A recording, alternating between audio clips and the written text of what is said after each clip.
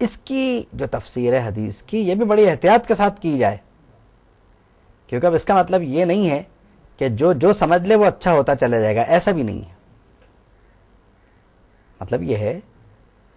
کہ یہ تو طے ہے کہ حضور کی امت کبھی گمراہی پہ نہیں جا سکتی، اس لیے یہ ارشاد فرمایا گیا۔ اب ظاہری بات ہے کہ ہمیں اچھا و برا سمجھانے کے لیے ہمارے علماء ٹھیک ہے موجود ہیں۔ اب اگر مسلمان نصف شعبان کے شب میں جاگنے کو اچھا سمجھتے ہیں تو کچھ بھی صحیح، وہ اگر جاگ لیں تو کوئی مذائقہ بھی نہیں ہے، کیونکہ اس حدیث شریف کے تحت وہ جاگ سکتے ہیں۔ نمازیں، روزے،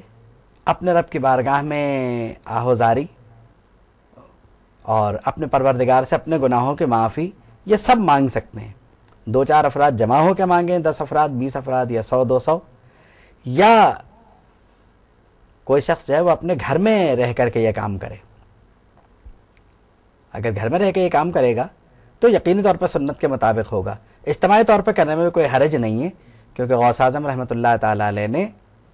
وہ جو پیچھے نماز ذکر فرمائی اور وہ جس کا میں نے ذکر کیا صلاۃ الخیر کا، اس کے بارے میں یہ فرمایا کہ یہ جماعت کے ساتھ ہوا کرتی تھی۔ اب بات وہی ہے کہ ان نوافل کی جماعت کا بزرگوں نے اہتمام کیا تاکہ زیادہ سے زیادہ لوگ پڑھیں، اور آپ دیکھیں کہ وہ یعنی یہ عمل موجود ہے، جواز موجود ہے کہیں نہ کہیں۔ اب یہ اور بات ہے کہ وہ شاہد جو اس کے شواہد ہیں، اب یہ اور بات ہے کہ اس کے شواہد ہمارے پاس موجود نہ ہوں،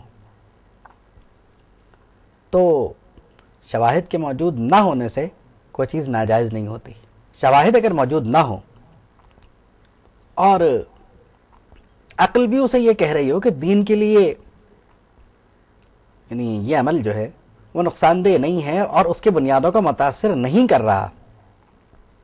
تو میرے خیال میں اس میں کوئی حرج بھی نہیں ہے۔ اچھا، جیسے یہ عمل نہیں کرنا، اسے مجبور بھی نہیں کیا جا رہا، اسے مجبور نہ کیا جائے،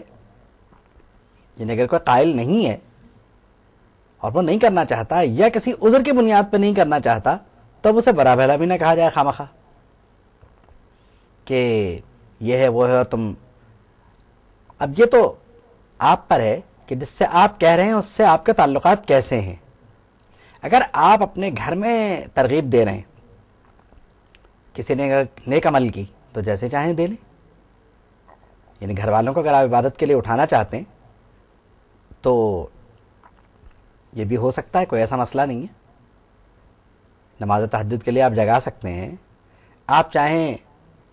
اور ان کی بھی آمادگی ہو، بلکہ ان کی آمادگی ہونی چاہیے، کیونکہ یہ مستحب اعمال ہیں کہ نصف شعبان میں سو کے اٹھ کے یہ عمل کر لیں، ٹھیک ہے، ہو سکتا ہے۔ تو بات یہ ہے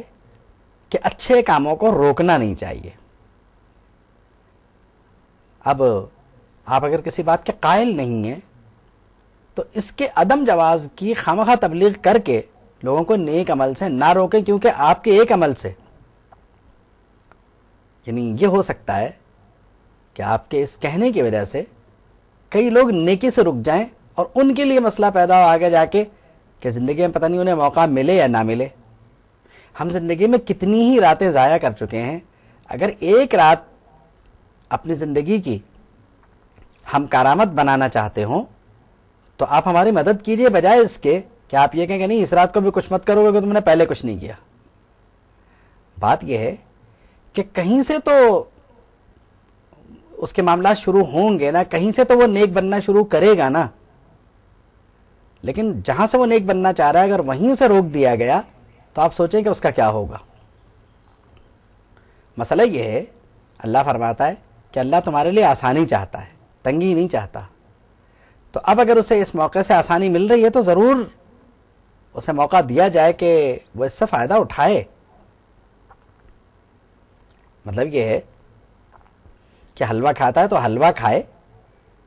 کوئی حرج نہیں، لیکن عبادت بھی کرے۔ اور یہ آپ روکیں کہ پٹاخے نہ پھوڑے اور اس قسم کی جو بیہودہ کام ہے وہ نہ کرے وہ، لیکن اگر کوئی نیک عمل وہ کرنا چاہتا ہے تو آپ اسے بالکل نہ روکیں، آپ اسے نیکی کرنے دیجئے۔ بات یہ ہے کہ آخر اس موضوع پر ضعیف احادیث بھی اگر آپ کو اویلیبل ہے تو وہ کیوں ہیں؟ کبھی آپ نے سوچا اس کو؟ شاید اس کی ایک وجہ یہ ہو سکتی ہے کہ ہماری زندگی سے یہ مواقع جانے نہ پائیں، اس لیے یوں ہی صحیح کم سے کم یہ بات موجود تو ہے ہمارے پاس۔ یہ تو کبھی کبھی ایسا ہوتا ہے کہ بعض باتیں ایسی ہوتی ہیں جو ہمارے گھر میں ہوتی ہیں لیکن اسے ایک ہی آدمی سنتا ہے، تو جتنا ہمیں معلوم ہو، جتنا ہم عمل کر سکتے ہوں، اگر کوئی قبرستان نہیں جا سکتا تو نہ جائے، کوئی ایسا مسئلہ بھی نہیں، یعنی نہ جانے والا گناہگار نہیں ہے، سو جانے والے بھی گناہگار نہیں ہے، مگر جاگنے والا خوش قسمت ہے۔ مطلب ہم یہ نہیں کہہ رہے کہ سونے والا گناہگار ہے، یا ہم یہ نہیں کہہ رہے کہ جاگنے والوں کا معاملہ کیا ہے، لیکن اگر نیک لوگ جمع ہو کے دعائیں کریں گے تو مقبول ضرور ہوں گی انشاءاللہ، کیونکہ اس رات میں سے حصہ ضرور ملے گا انہیں۔ بات یہ ہے کہ بات یہی تو کی جا رہی ہے نا کہ اس میں گناہوں کی مغفرت ہو جاتی ہے تو اسے صغیرہ گناہ تصور کر لیا جائے۔ اگر امام احمد کی ایک روایت موجود ہے، جیسا کہ عام طور پہ کہا جاتا ہے، تو امام احمد کی روایت کو قبول کرنے میں تو کوئی مذائقہ نہیں ہے۔ اور امام ترمذی نے بھی یہ روایت کو ذکر تو فرمایا نا، اب یہ اور بات ہے کہ اس کی سند کا ذکر بھی فرما دیا انہوں نے، لیکن وہ ایسے روایت کبھی ذکر نہیں کریں گے جس پر عمل کرنے میں کوئی مذائقہ ہو، کوئی حرج ہو۔ وہ ایسی ہی روایت ذکر کریں گے جس پہ عمل کرنے میں کوئی مذائقہ نہیں ہوگا، کیونکہ اگر سیاستہ میں کوئی روایت آئے گی تو باوجود اس کے کہ ان میں ضعیف روایات موجود ہیں، انہیں سیاستہ کہا جاتا ہے، لوگ انہیں قبول کریں گے بھی اور ان پہ عمل کریں گے بھی۔ تو اب اگر ترمذی میں کوئی ایسی روایت مل جاتی ہے جس میں نصف شعبان کی فضیلت کا ذکر ہو تو یقیناً لوگ اسے قبول کریں گے، کیونکہ سنن ترمذی کی روایت ہے وہ۔ اور باقی رہی تشریحات و حواشی، وہ تو اپنے مقام پر، لیکن متن جو ہے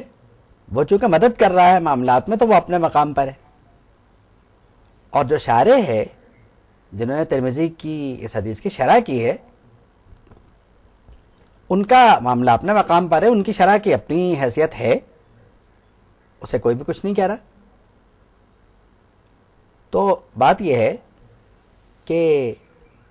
ہم شرح کی مدد سے یعنی ایسے معاملات کو حل کرتے ہیں کہ صاحب حدیث کی شرح کرتے ہیں فلاں نے یہ لکھا، تو اگر ہم یہ بھی دیکھ لیا کریں کہ کسی نے اس حدیث کی شرح کرتے ہوئے کچھ اور بھی لکھا تو زیادہ مناسب ہوگا، کیونکہ پھر یہ ہوگا کہ دونوں نقطہ نظر ہمارے سامنے آ جائیں گے اور ہم ان پر گفتگو کے سلسلے میں یعنی ایک ہمارا وسیع نقطہ نظر ہوگا اور ہم گفتگو کر سکیں گے اس پر۔ تو شعبان نبی کریم صلی اللہ تعالی علیہ وسلم کا مہینہ ہے، اور یعنی جو ضعیف احادیث ہیں ایسے اعمال کے سلسلے میں انہیں اس لیے قبول کرنے چاہیے کہ نیکی کا کوئی موقع ہاتھ سے جانے نہیں دینا چاہیے۔ تو نصف شعبان کے سلسلے میں، شب نصف شعبان جو ہے لیلۃ مبارکۃ جس رات کو فرمایا گیا، اس سلسلے میں اللہ کے توفیق سے جو کچھ ہمارے ذہن میں آیا اس کا ہم نے ذکر کیا۔ اللہ تعالیٰ ہمارے لیے اور آپ کے لیے یعنی حسنات کے مواقع ہمیں میسر فرمائے اور ہماری زندگیوں کو یعنی جسے کہنا چاہیے کہ نیکیوں سے بھر دے۔ وآخر دعوانا ان الحمد للہ رب العالمین۔